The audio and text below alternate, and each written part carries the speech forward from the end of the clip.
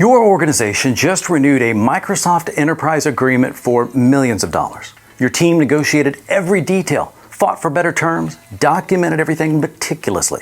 Meanwhile, teams are quietly signing up for dozens of specialized software tools, each renewal flying under the radar, payments scattered across different credit cards and departments. By year's end, that small stuff often represents 30% or more of your total software spend. Zero optimization, questionable compliance, complete chaos. This disconnect between strategic license management and tail spend represents one of the biggest hidden costs in enterprise IT today. I'm Rob Boyd, and this is Priority 1 from Worldwide Technology's Strategic IT Value Creation Research, Proactive License Portfolio Management. WWT presents Research. This is the first priority in a four-part framework for transforming IT spending from reactive cost management into strategic value creation. Everything else depends on getting this foundation right. You can't optimize cloud costs without knowing what software you're running. You can't build strategic partnerships across hundreds of vendors. You can't implement effective governance if teams bypass your process with credit card purchases. Priority 1 establishes the visibility and the discipline that makes everything else possible. To understand why organizations struggle with this and what fixes it, I talked with two WWT experts who see these patterns daily. Andrew Tookey has pioneered tail spend optimization strategies, helping organizations discover millions in hidden savings. And then Sean McDonald architects enterprise-wide licensing programs that transform how companies approach their biggest software investments. Let's start with the scope of the problem. For most customers we talk to, the software spend follows the Pareto principle, where 80% of their spend is with 20% of the vendors. And being the majority of spend, that gets the majority of the focus, which makes sense. This, however, does mean that 80% of the vendors are typically unmanaged, and that's what we refer to as tail spend. Customers are realizing that they don't have the resources in-house to provide the same level of diligence to those tail vendors that they apply to the top 20%. And even though the value of the spend or the number of licenses might be smaller, it doesn't mean that the compliance, security, or criticality of those vendors' products isn't as important. 80% of vendors unmanaged. I've been cleaning scrub growth outside of my property, small junk trees that sprang up around the big mature trees and the maples. See, once you cut them down, you're left with dozens of stumps. Small, stubborn, surprisingly hard to remove. You can't ignore them because they're going to sprout up again. That's your tail spend. Those enterprise agreements are your mature trees, visible, managed, getting attention. But 80% of your vendors are the scrub growth. You've got to systematically root them out or it's going to grow back. And it's accelerating. Over 1 million new tech-related startups created annually, especially in AI, and the complexity keeps growing. What we're noting is that everyone really wants a comprehensive approach, right? You can't go to a customer and say, we're just going to take care of your enterprise agreements for you now at this point. They really want someone to step in and be able to offer them everything from the front end of these really large EAs and agreements all the way through that tactical spend and then into that tail spend. So we're really seeing customers coming to us and saying, listen, you need to be able to help us with all the components of our software spend rather than being so myopic around some of these really big contracts. Which was kind of traditional in the past. That shift from managing big contracts to managing entire software portfolios represents a fundamental change. Because when you only optimize the visible 20%, you're leaving massive value on the table. But the difficult part for all of this, most organizations don't even know what they have. Andrew told me something that captures the first challenge organizations face. It's not compliance, it's not optimization. In fact, it's more basic than that.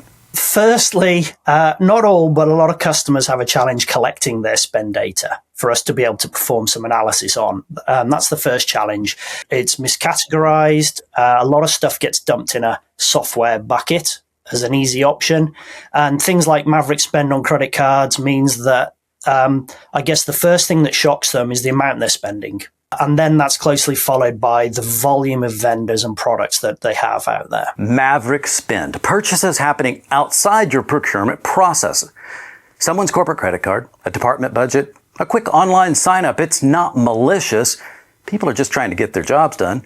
But when Andrew analyzes that data with customers, the discoveries can be eye-opening. Comprehensive visibility needs three things: discovery tools, that's what's installed; usage patterns, how people are using those tools; and then spend data, what you're paying, who's buying it, and then where it's coming from.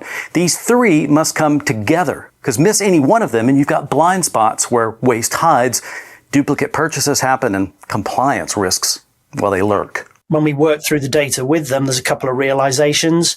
One, that teams, departments, or even countries are possibly buying the same products, but not at the same price, or perhaps from different partners or resellers or through a different procurement route. And then I guess the second one is that they have a lot of products that seem to overlap in functionality, which then instantly leads to, oh, great, how can we consolidate and rationalize and make some savings? Multiple teams buying the same tool at different prices, 7 different PDF creators, 3 project management platforms, all doing essentially the same thing. Each team making rational, local decisions without visibility into what everybody else is doing. And sometimes, though, purchasing patterns can reveal some interesting organizational dynamics. We had a customer that we identified a couple of orders for $299,999 for a large vendor that the customer had a huge EA with. It turns out their authorization process had a value of 300,000. So I was going to say, it sounds like there's someone trying to stay underneath a certain threshold. Order, yeah. And someone broke it up into separate things to place the order somewhere else and bypass the correct governance. And those are the sort of things that you can see that tie it all together. Someone deliberately split purchases to stay under approval threshold. It happens. And it's a signal. Sometimes your governance processes create the problems that they're meant to solve. Sean sees this complexity multiply with modern deployment models.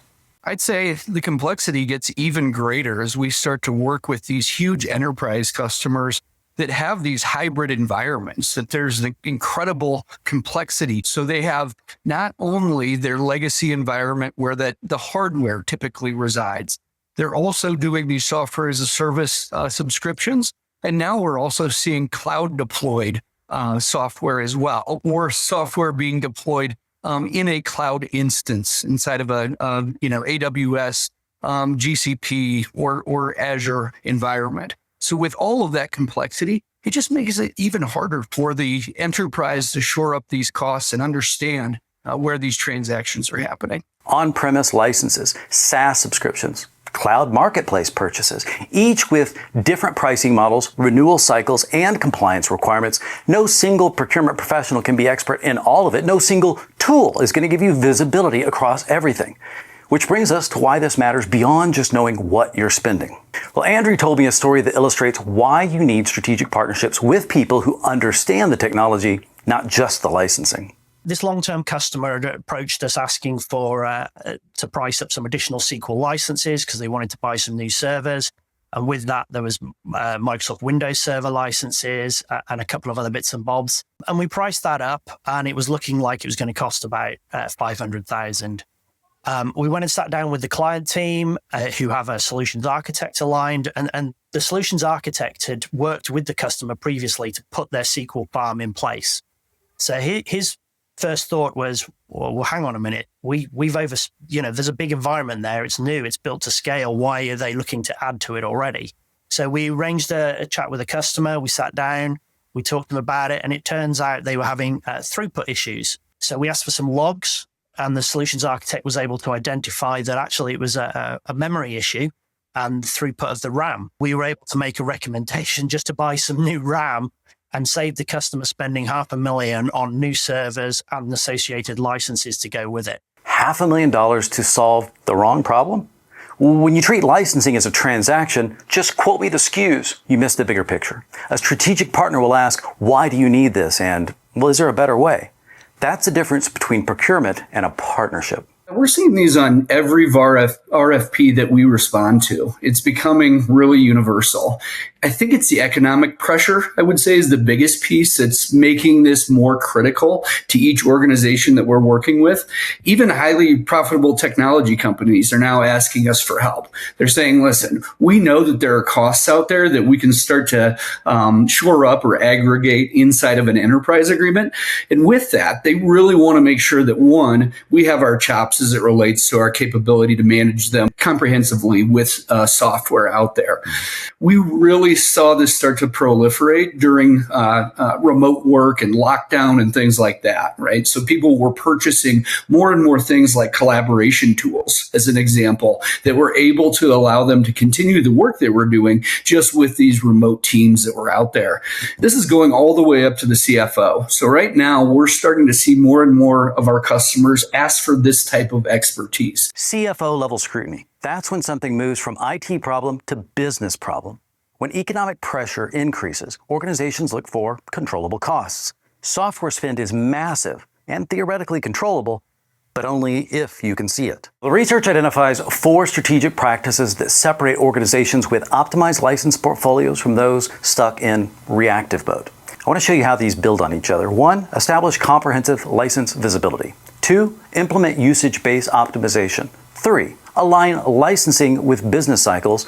Then 4, establish strategic partnership approach. Each practice builds on the one below it. You can't optimize usage without visibility. You can't align with business cycles without knowing what's being used. And strategic partnerships only work with visibility and discipline already in place. So practice number 1, establish comprehensive license visibility, which sounds obvious until you understand what comprehensive really means. What's installed is a good start, but to have that comprehensive visibility, you need to bring together the discovery tools, what's installed, usage patterns, and then the spend data, along with corporate policies and procedures as well. You're using the discovery tools to understand what's installed, where it's being used, how it's being used. You're using that to help identify usage patterns. You're using the spend data to understand what you bought, who is buying it, where and how they're buying it, and what pricing are you getting wherever you're buying it from. And then finally, the corporate policies and procedures is useful because that can help or hinder the control of shadow IT. If lots of people are bypassing a process because it's too slow to acquire something and it's slowing them down doing their job, and they take the path of least resistance to get a tool, maybe you don't just want to say no to all of that and cut it out straight away. Discovery tools, usage patterns, spend data, as well as policy, all 4 pieces matter. Miss any one and your visibility has blind spots where waste hides. Practice 2, implement usage-based optimization. So once you see all that you have, the next question is, are you using it? One of the biggest things that we're being asked for is not just going in and counting licenses, but it's actually driving that adoption on top of them. So what we see from our customer base today is customers coming to us and saying, yes, absolutely. We see value in these new products that you're trying to bring into the enterprise agreement itself. But 1, we want to make sure that we're adopting it. 2, we want to make sure that we're optimizing it and we're buying it and actually applying it to a specific use case, not just putting it out there to have it out there, but ensuring that it has some sort of a business plan and outcome tied to it as well. Purchase with intention. Use what you buy. Measure whether it's delivering value. It's basic, but surprisingly rare. Practice 3, align licensing with business cycles. Strategic timing matters. Once you've got that comprehensive visibility we talked about, you want to build that renewals calendar. You want to understand what's due when, and then start looking around. You can start to plan then for various things like looking at the timing of renewals. How do they align with the strategic planning cycles of the business? You can budget and plan a little better. You can factor in things such as flexible terms and requirements. When is the vendor quarter end or year end due? Can I use that to drive a better price? How many renewals fall at the customer year end? The amount of customers who have everything or a lot of purchases due at their year end means they're even busier with the volumes that they're dealing with. Once you've got that visibility, you can start to space them out a little bit more throughout the year as well. Vendor fiscal year ends, your fiscal year ends, budget cycles, strategic planning cycles. Align these thoughtfully and you get better pricing and less chaos. And finally, practice 4, establish a strategic partnership approach, because this is where it all comes together. What we're trying to help customers do is reduce hundreds of vendor relationships down to some strategic partnerships with the like of a WWT. Us being able to come in and aggregate some of that spend is going to provide better negotiating leverage for the customer. If they can go and say, hey, listen, if we take all of this spend and put it into a single agreement, rather than going down the path of subscriptions or individual purchases throughout the year, they're traditionally going to see that price reduction happen at a greater volume. Then we're going to offer expert guidance as well, just ensuring the customer understands from a benchmarking perspective, are they getting a fair deal on this spend that they're putting together?